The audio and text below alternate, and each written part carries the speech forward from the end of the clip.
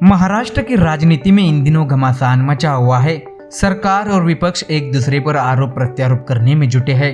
दरअसल वेदांत फॉक्सकॉन के semiconductor project को राज्य से बाहर ले जाने से महाराष्ट्र में सियासत गर्मा गई है। महाविकास आघाड़ी का आरोप है कि सरकार की विफलता के कारण बड़ा प्रोजेक्ट हाथ से निकल गया। इस पर अब मुंबई बीजेपी अध्यक्ष आशीष शेलार ने कड़ा जवाब दिया है। दरअसल आशीष शेलार ने आदित्य ठाकरे पर निशाना साधते हुए कहा कि वेदांता मामले में मराठी लोगों में भ्रम पैदा करने का काम जानबूझकर पेंगुइन सेना के जरिए किया जा रहा है।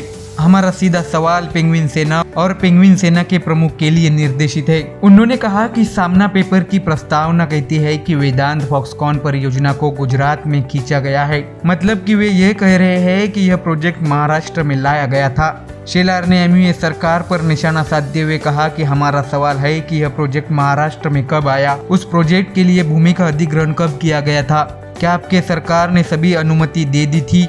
ऐसे कई सवाल के साथ आशीष शेलार ने इशारा देते हुए कहा कि इस तरह के झूठ को महाराष्ट्र में बर्दाश्त नहीं किया जाएगा।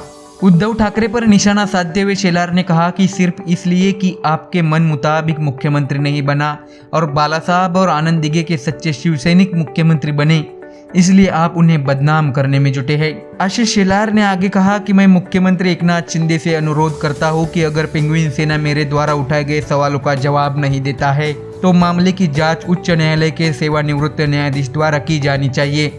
शेलार ने आगे जोर देते हुए कहा कि इस बीच महाराष्ट्र को इस मामले में सच्चाई जाननी चाहिए। वेदांता के सर्वे सर्वा अनिल अग्रवाल ने भी ट्वीट किया है। उन्होंने कहा कि हमने प्रोजेक्ट को महाराष्ट्र से बाहर नहीं निकाला। उन्होंने ये भी कहा कि महाराष्ट्र सरकार से 2 साल से बातचीत चल रही थी। आशीष शेलार ने सवाल उठाया कि हमें संदेह है कि सरकार से बातचीत के मांग के कारण तो यह परियोजना हमसे दूर नहीं हुई है। ऐसे कई सवाल आशीष शेलार ने किए हैं। अब देखना होगा कि आने वाले दिनों में वेदांता प्रोजेक्ट को लेकर महाराष्ट्र की सियासत एक बार फिर गर्मा सकती है। ऐसी और भी वीडियोस देखने के लिए हमारे चैनल को सब्सक्राइब करें और बेल आइकॉन दबाइए।